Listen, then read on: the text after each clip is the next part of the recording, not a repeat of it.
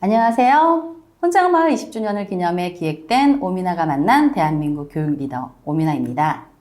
이번 시간에는 과학적 진로적성 교육이라는 새로운 시장을 가장 선두에 개척한 와이즈 멘토의 조진표 대표님을 만나 미래사회 인재상과 진로 설계 전략에 대해 들어보겠습니다.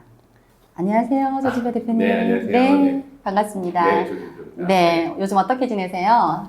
요즘 제가 학교나 학원에서 저희 적성검사와 진로 프로그램을 사용하는 곳들이 점점 늘어나고 있고, 또 이제 저희가 베트남 시장을 빠르게 개척하고 있기 때문에 아주 바쁘게 지내고 있습니다. 네. 네, 바쁘게 지내시는군요. 네, 대표님은 뭐 카이스트 산업공학과를 나오시고 네. 또 지금 현재 교육 컨텐츠 사업을 하고 계시는데 네. 특별하게 컨텐츠 사업을 하시는 계기가 있으신가요? 일단 가끔 사람들이 공대 나와서 왜 이런 일을 하냐라고 네. 많이 물어보는데, 산업공학 안에는 인간공학이라는 세부 전공이 있거든요. 네. 사람들의 능력을 진단하고 실수를 줄이며 능력을 향상시키는 여러 가지 기법들에 대해서 연구를 하는 학문인데, 그걸 공부하다 보니까 사실은 많은 분들이 알고 있는 홀랜드 검사 이런 것들은 너무 좀 오래된 이론이거든요. 또 MBTI 검사 이런 것들은 학계에서 약간 이견이 많은 그런 검사들이에요.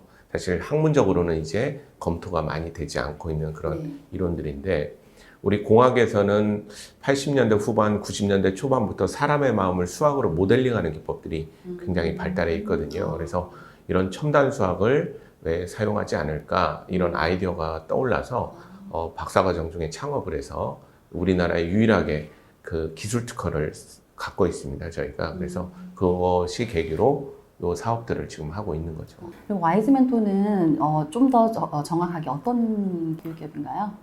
그 와이즈 멘토는 이제 아이들이 살아가면서 겪게 되는 많은 이제 진로 선택의 순간들이 있거든요. 네. 이때 올바른 데이터를 줘서 아이들이 사회에 빨리 잘 진입할 수 있도록 도와주는 그런 회사라고 보시면 되겠죠. 그러려면 다양한 진로 자료를 만들어야 되고, 그다음에 그 중요한 순간에 정확한 판단을 할 수 있는 다양한 진로 검사 툴 이런 것들을 연구해서 만들고 있는 그런 곳이라고 보시면 되겠습니다. 네네. 요즘 학교에서 많이 들어간다고 말씀하셨는데 네네. 실제로 학교 현장에서 반응이나 아이들은 어떻게 진행을 되고 있어요? 일단 연간 저희가 한 15만 명 정도 지금 하고 있고요. 15만 명 하고 있고, 네. 그리고 반응은 좋죠. 왜냐하면, 말씀드렸지만 저희가 갖고 있는 기술들은 의사결정 방법론이라는 과학적 방법론을 써서 좀 구체화시켜서 나타내 주거든요. 전에 아마 다 기억들이 있으실 텐데 학교에서 다 적성검사를 한번 하기 때문에 그럴 때는 예술형이니 실제형이니 또 무슨 형이니 하면서 이렇게 지금 당장 고등학교를 정해야 되고 당장 대학의 무슨 과를 정해야 되는데 뜬구름 잡는 얘기들이 굉장히 많죠. 그래서 추천하는 과가 한 20몇 개 나올 겁니다.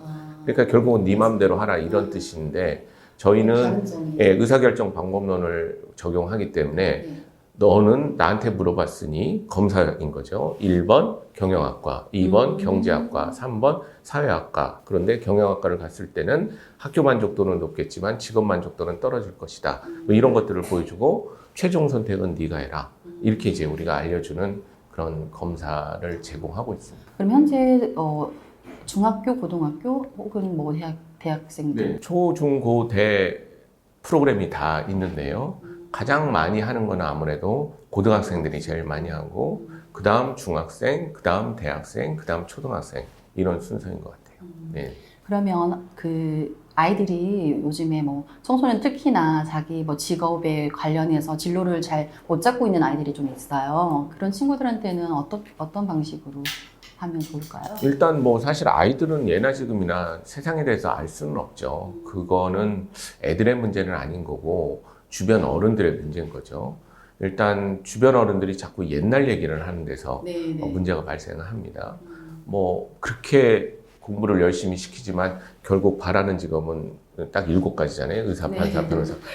이런 직업들. 요 안에 갇혀 있기 때문에 아이들이 사실은 자기 역량을 발휘 못하게 되는 거죠. 그래서 사실은 아이들한테 무슨 말을 해주기보다는 아이들은 예나 지금이나 천진난만하게 노는 거거든요. 그 놀이터가 아이들의 진로에 도움되는 곳으로 만들어주는 것이 어른들의 역할인 거죠. 그걸 좀 해줬으면 좋겠다. 그리고 YG 멘토가 그거에 좀 일익을 담당하고 싶다. 그런 생각으로 지금 하고 있는 거죠. 네네. 엊그저께 뭐 설명회에서 이제 아버님들이 은퇴 후에도 아이들 학비로 2억 원 이상이 든다는 그런 말을 제가 접했어요. 네네. 네, 그 말 들었을 때 굉장히 많이 놀랬었거든요. 네. 근데 이러한 현상이 발생하는 이유가 어떤 걸까요? YG 멘토는 항상 학문적으로 접근을 합니다. 그래서 내 개인적인 경험을 배제하고 이게 학계에서 검증된 얘기인가 아니면 어느 보고서에 나온 얘기인가 뭐 이런 걸 중심으로 해서 연구를 많이 하거든요. 그러다 보니까 지금 말씀하신 거는 보험개발원의 보고서예요. 보험개발원에서 아빠가 은퇴 후에 추가로 2억 원 정도가 더 든다는 거죠. 참고로 지금 현재 우리나라는 애를 키우는데 대학 졸업할 때까지는 4억 원 정도가 들거든요. 그러니까 이제 은퇴 시점부터 또 2억 원이 추가로 더 드는 거죠. 그럼 돈이 많이 드는 이유는 두 가지가 있는데 첫 번째가 그 아이들이 계속 적성이나 진로를 고민하지 않았기 때문에 20대 때 계속 공부하겠다고 하는 거예요. 뭐 대학을 졸업했는데도 또 공부하고 직장 다니다가도 또 공부하고 계속 이제 공부의 기간이 길어지면서 사회 진입 연령이 늦어지는 거고요. 또 우리가 너무 아이들을 과보호를 해서 그런지 또 사회 분위기가 그래서 그런지 나이가 들어가도 경제적으로 독립할 생각을 못 하는 거죠. 그래서 부모가 같이 옆에다 놓고 키워야 되는 기간들이 길어지게 되는 이 현상, 이게 지금 대한민국에 굉장히 많이 나타나는 거죠. 근데 이게 큰 문제인 게 지금 현재 저희가 갖고 있는 데이터로는 남성을 기준으로 했을 때 유럽 아이들보다 우리 한국의 아이들이 5살 늦게 사회 진입을 하거든요. 그러면 어떻게 되냐면 30대 초반에 지금 첫 사회 진입을 하고 대기업을 가더라도 50대 초반에 나와야 되니까 겨우 20년 돈 버는 거거든요. 30년 사회 진입시키기 위해서 투자하고 겨우 20년 돈 벌고 노후 30년이 기다리고 있는, 이게 수학적으로 아무리 계산해 봐도 답이 안 나오는 상황에 우리 젊은이들하고 미래 세대 아이들이 지금 놓여 있는데, 이 문제에 대해서 사실은 깊게 고민하지 않고 부모님들이 옛날 생각으로 명문대만 가면 땡이다 하면서 그 많은 에너지와 돈을 학습 올리는 데만 신경을 쓰는 거죠. 그런데 대학 가면 뭐합니까? 안 맞는데 전공이. 그래서 또 계속 새로운 방황을 하게 되고, 이런 것들을 어떻게 하면 막아줄까, 좀 도움을 줄까, 이게 진로교육이라고 보시면 되는 거죠. 그러면 학생들이 좋아하는 일과 잘하는 일이 달라요, 만약에. 그럴 때는 어떻게 추천해 주시겠어요? 많이 물어보는 얘기인데요. 네, 그 진로에 대해서 많이 공부를 안 했기 때문에 나오는 질문들이거든요. 좋아하는 것과 잘하는 것은 절대 대립되는 개념이 아닙니다. 좋아하는 것에서 분야가 결정되는 거고 잘하는 것에 의해서 직무가 결정이 되는 거기 때문에 좋아하는 것과 잘하는 것이 만나는 지점이 바로 적성에 맞는 직업이거든요. 근데 이거를 다른 차원이라고 자꾸 봐서 좋아하는 것과 잘하는 것을 다르게 보기 때문에 항상 거기서 고민을 하는 거죠. 진로할 때 항상 그런 그쵸. 질문 많이 하잖아요. 어떤 애가 축구 선수 되겠다고 얘기를 하면 축구라는 분야에 대한 선호를 하는 거고 그거에 어느 역량이 있는지를 알아봐야 되는 거죠. 그래서 운동에 대한 역량이 있으면 운동에 대한 역량과 축구라는 분야가 결부시켜서 축구 선수가 되는 거고요.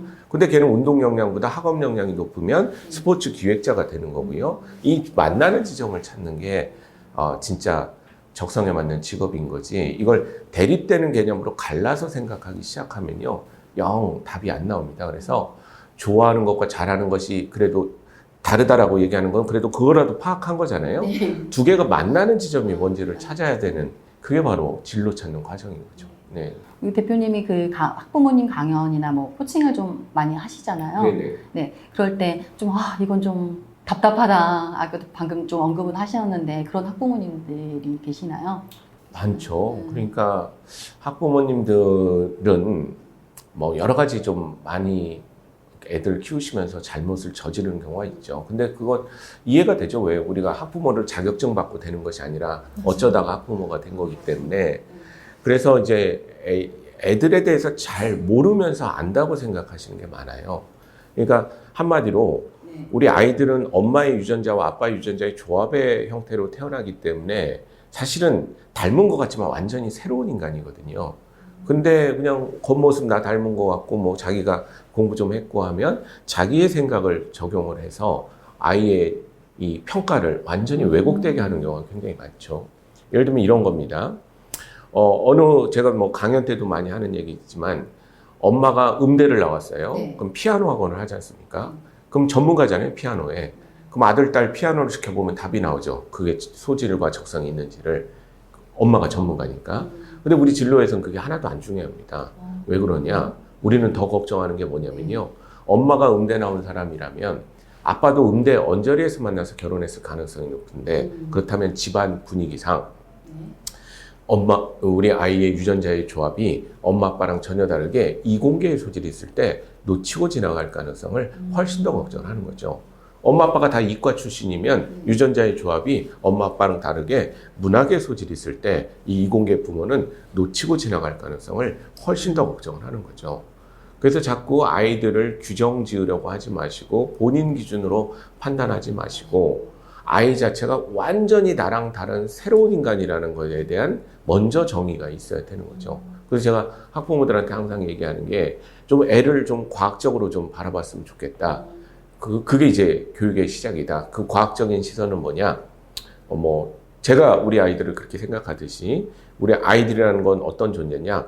엄마 아빠의 축복을 받아서 엄마 아빠랑은 전혀 다른 새로운 인간 한 명이 태어났으니 저 인간은 대체 어떤 인간이 나한테 선물처럼 다가왔는가를 관찰하는 즐거움과 의무를 동시에 가지는 게 부모님들의 역할이자 행복이다. 그렇게 제가 강조를 하는 거죠. 그래서 아이들은 다른 게 정상이기 때문에 다름을 즐기시려고 노력을 해야 돼요. 키우시면서. 같은 걸 보려고 하는 게 아니라 이것도 나랑 다르네, 저것도 나랑 다르네, 저것조차 나랑 다르네. 그렇죠?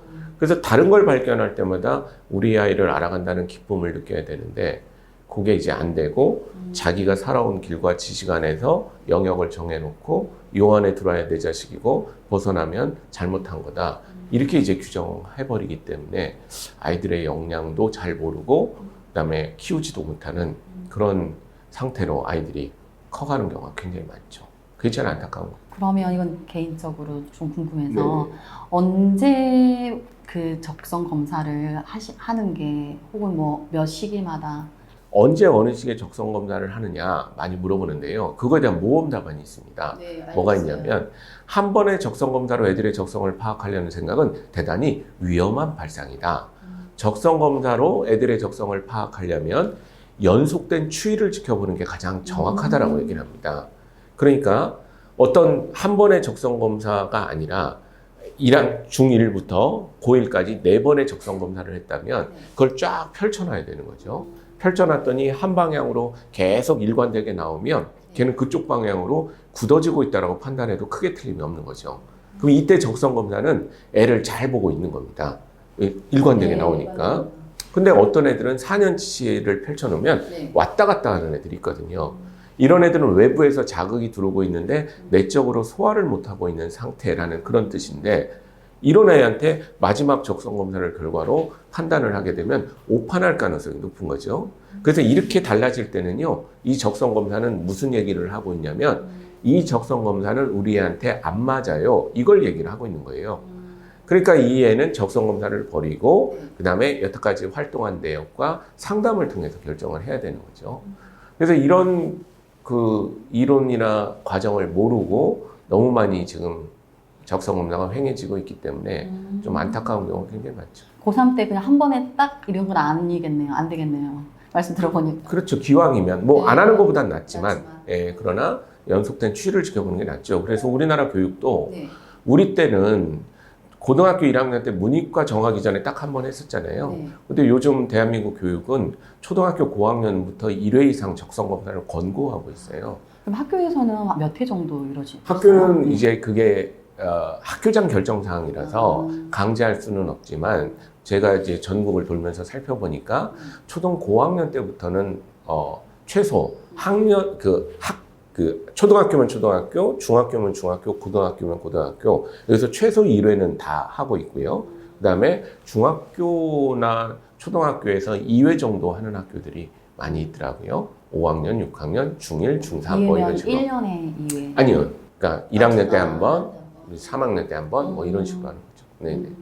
점점 많이 늘어나고 있습니다. 저도 이제 학원을 하다 보니까 네네. 학원에서 어떤 이런 프로그램이 굉장히 필요할 것 같아요. 많이 필요하죠. 네, 네네. 그런 경우에는 이렇게 접목시키는 방법이 있을까요? 프로그램 도입시키는 방법이 어떤 좋은 방법이 제가 이제 학원장들한테 많이 말씀을 드리는데요. 예전에는, 그러니까 제가 제가 뭐 활동하던 초창기에 보면, 학원이 굉장히 앞서갔어요. 공교육보다. 그렇죠. 그때는 진짜 막 새로운 기법, 그다음에 새로운 뭐 도구, 이런 것들을 활용을 많이 했죠. 그런 게 지금 뭐 한때 꼽히게 했던 인터넷 강의나 뭐 이런 것들이죠. 근데 지금은 학원이 오히려 공교육이 노력하는 것에 비해서 못 따라가는 경우가 굉장히 많더라고요. 학교는 요즘 굉장히 연구를 많이 합니다. 막 교육과정은 원래 본인의 전문가니까 더 열심히 하지만 저 교육과정 안에서 어떤 도구들이 아이들한테 더 좋을까 이런 것들을 연구를 많이 하고 있거든요. 근데 학원들이 아쉽게도 보면 이 진로 적성도 보면 옛날 툴들을 여전히 쓰고 있고 해석도 잘 못하는 경우가 굉장히 많아요. 그래서 이 진로를 잘 활용하는 것은 어차피 학원도 아이들을 위해서 교육을 하겠다는 마음을 가지고 하시는 분들이 굉장히 많으니까 우리 아이들이 열심히 공부하는데 결국은 진학을 해야 되고 진학을 적성에 맞는 대로 가야 방황을 줄여줄 수가 있기 때문에 어떤 학과를 가는 것이 좋은가, 어떤 분야를 가는 것이 나의 적성에 맞는가, 그래서 거기에 가기 위해서 나는 이렇게 열심히 공부한다. 이런 이제 논리적인 완성도를 우리가 갖춰줘야 되기 때문에 학원의 원장들, 그다음에 상담하시는 분들, 뭐 이런 분들은 항상 이 진로 검사를 제대로 파악하실 수가 있고 해석할 수가 있어야 되는 거죠. 그래서 진로 적성 검사의 결과를 한쪽에 두고 한쪽에 학원이나 뭐 이런 데 테스트 결과나 성적을 보고 이 두 개를 종합해서 아이들의 어떤 방향을 정해주는 이런 활동들을 좀 학원에서 해주시면 아주 도움이 많이 되죠. 네. 네, 도움이 많이 될 것 같아요. 우리 입시 이야기를 또 안 할 수가 없는데 그 대표님의 학종에 관해서는 또 어떤 개인적인 의견이 있으신지 궁금해요. 학생부 종합전형이요. 네. 이게 참 애매하죠. 학생부 종합전형. 왜 애매하냐? 일단 이게 학종이 공정하냐, 수능이 공정하냐 이걸로 할 수가 없어요. 이건 말이 안 되는 거예요. 왜냐하면 공정성이라는 것은 기준을 어떻게 잡느냐에 따라서 공정성의 여부가 달라지거든요. 그러니까 유니버셜한 공정성은 없는 거죠. 무슨 얘기냐?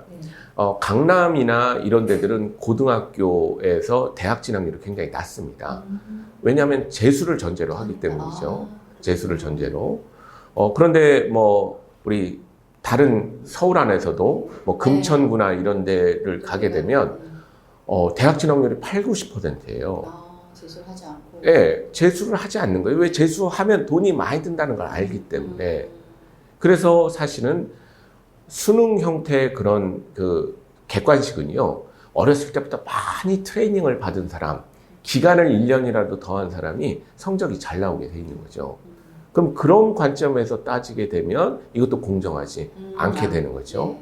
그리고 학종이 문제가 되는 것이 부모님들이 이 계획에 대해서 잘 알면 보통은 다 학교에 맡기고 가만히 있을 텐데 집에 오면 너 오늘 동아리 뭐 들었냐, 책은 이런 걸 좀 읽어야 되는 거 아니냐, 이러면서 또 부모님이 개입할 수 있으니까 이런 면에서 또 불공정하다고 볼 수가 있지만, 그러나 지방 아이들은 또 학종 없으면 대학을 못 가니까 그런 면에서 또 공정하다고 볼 수 있는 거죠. 그래서 사실은 이 문제는 이 두 개를 놓고 싸움 붙여야 되는 것이 아니라 시스템을 좀 보셔야 되는 거예요. 어떤 시스템이냐? 애들의 학교의 비교과를 대입에 반영하는 나라는 전 세계에서 몇 나라 없습니다. 미국, 한국, 그다음에 영국의 일부 정도, 요 정도만 되는 거예요. 왜 그러냐? 가끔 이런 말이 저는 되게 웃긴데요. 고등학교가 애들 공부시키는 것이지 대학 보내는 것이냐, 왜 입시에 매몰, 이 말이 얼마나 웃긴지를 많은 분들이 모르시더라고요. 상당수의 많은 나라의 고등학교는요, 대학 보내는 곳입니다. 그쵸? 대학 입시를 위한 것이 원래 고등학교인 거거든요. 근데 우리는 지금 고등학교에 대한 정의를 아직 못 내리고 있는 거예요. 고등학교를 시민으로서의 보편적인 교육에 완성시키는 곳이냐, 아니면 대학 가기 전에 전 단계냐, 이거에 대한 정의가 없는 거죠. 그러니까 맨날 싸우고 있는 거예요. 그래서 사실은 학종이니 수능이니 이런 걸 싸우기 전에 우리가 시스템을 재정비해야 되는 거죠. 야, 우리 고등학교 1학년 때까지가 보편 교육이다. 10학년까지가. 그래서 이거는 전 국민이 의무 교육으로 해야 되고, 이때 나눠서 대학을 가기로 했던 애들은 2학년, 3학년은 완전히 대학 입시 준비 과정이 돼야 되는 거고, 그 다음에 취업하겠다고 결정하는 아이들은 전문대학 과정이 돼야 되는 거죠. 그래서 그거에 대해서 매몰되면, 아니 대입 준비 과정이 고등학교라고 정해졌는데 거기는 시험 준비만 하면 되지 무슨 일반 동아리 활동 이런 걸 할 게 뭐 있습니까? 그렇죠? 이런 시스템이 갖춰지지 않은 상태에서 어떤 분들은 고등학교가 대학 보내는 곳이냐, 애들 인성 키우는 곳이지 이러고 있고, 또 어떤 분들은 대학 보내는 곳이다 하고 있고, 이래서 지금 싸우고 있는 거죠. 그러니까 이게 지금 우리가 특이한 제도를 취하고 있기 때문에 나타나는 현상인 거지, 사실은 여기서 공정성 시비를 갖고 하는 것은 굉장히 지금 어불성설이라고 볼 수가 있는. 그런데 현재 상태로서의 학종은 그 의미가 있는 거죠. 고교 정상화 개념으로서 의미가 있는 거죠. 왜냐하면 우리 때도 좀 얄미웠던 애들이 저 고등학교 다닐 때 있는데, 뭐냐, 어차피 내신이 대학에 안 들어가니까 수업 시간에 다 자요. 수업 시간에 다 자고 저녁에 혼자 공부해서 점수 잘 나고, 얘는 그냥 학교 생활은 다 포기하죠. 그래도 저기 점수는 잘 나오니까 뭐 명문대 가고, 그게 과연 교육관점에서 맞는 거냐, 이런 거죠. 그래서 학종이라는 거가 생겨서 고교가 좀 애들이 좀 살아났죠. 애들이 좀 학교에서 뭔가 열심히 하고 깨어있고, 뭐 이런 면에서는 긍정적인 거죠. 그래서 이런 사실들을 다 알고 있으면 이거는 누구를 편들어야 될 것이 아니라 시스템을 빨리 재정비해야만 학종이든 수능이든 제 기능을 할 수 있다. 이렇게 저는 생각을 하고 있습니다. 시스템 정비가 급선무다. 네네. 네. 요즘 학원들이 좀 많이 힘들다고들 하시잖아요. 네네. 학원장님들에게 좀 조언해줄 수 있는 말이 있으신가요? 네, 힘들 수밖에 없죠. 왜 힘들 수밖에 없냐면 인구 감소가 너무 심하니까. 아무리 내가 열심히 일한다고 해도 생산성 10% 올리기 어렵거든요. 그래서 학원장부님들이 이 구조를 이해해야지, 야, 경기가 안 좋으니까 내가 더 열심히 해야 되겠다. 몸만 버립니다. 왜? 열심히 해도 생산성 10% 올리기 어려운데 인구의 자연 감소분이 20%나 되기 때문에 이걸 따라갈 수가 없는 거예요. 이때는 이제 전략적인 어프로치 접근을 해야 되는 거죠. 내 원래 타겟 연령이 이거였다면 어떻게 하면 이걸 늘릴 것인가, 아니면 그대로 유지할 거면 어떻게 하면 하나를 붙일 것인가, 이런 것들에 대해서 전략적인 연구를 해야 이 구조를 이겨나갈 수가 있는 거지, 뭐 열심히 하겠다 이거 갖고는 좀 불가한 거죠. 또 그런 면에서 그럼 어떻게 하면 이걸 늘리고 어떻게 하면 붙일 것인가, 이런 걸 이제 고민할 때도 다시 좀 기본으로 돌아가서요. 진짜 교육을 좀 연구했으면 좋겠다는 생각이 들 때가 많습니다. 그냥 잔 수학 문제 푸는 기술, 잔 영어 단어 외우는 기술, 이런 거 가지고, 이거는 이제 옛날 초창기에는 학원이 이제 전문성이 있었지만 이제 전 국민이 다 아는 것들이거든요. 그런 거보다는 내가 사업의 형태로 학원을 하고 있긴 하지만 교육 사업이라는 생각을 가지고 우리 학원에 온 아이들이 어떻게 하면 조금이라도 더 성장해서 갈 것인가, 뭐 이런 것들에 대해서 좀 고민을 하게 되면, 그리고 와서 아이들이 성장하고 나가는 것을 안다면 뭐 더 많은 사람들이 올 수 있지 않을까 하는 거죠. 지금 학원이 유지되는 것 중에 하나는 보육 기능을 담당하고 있어서 그렇습니다. 사실은 학습 기능보다는. 왜? 학교는 일찍 끝나잖아요, 초중학교는. 근데 그 아이들이 학원에 와 있으면 엄마 아빠들이 안심이 되기 때문에 그 보육 기능이 지금 굉장히 강하게 지금 작용을 하고 있는 거거든요. 그래서 보육 기능이라는 것은 사실은 국가가 못하고 있는 것을 학원이 대행해주고 있는 아주 순기능인 거죠. 그걸 또 사교육이라고 공격하는 사람도 못된 사람들이고요.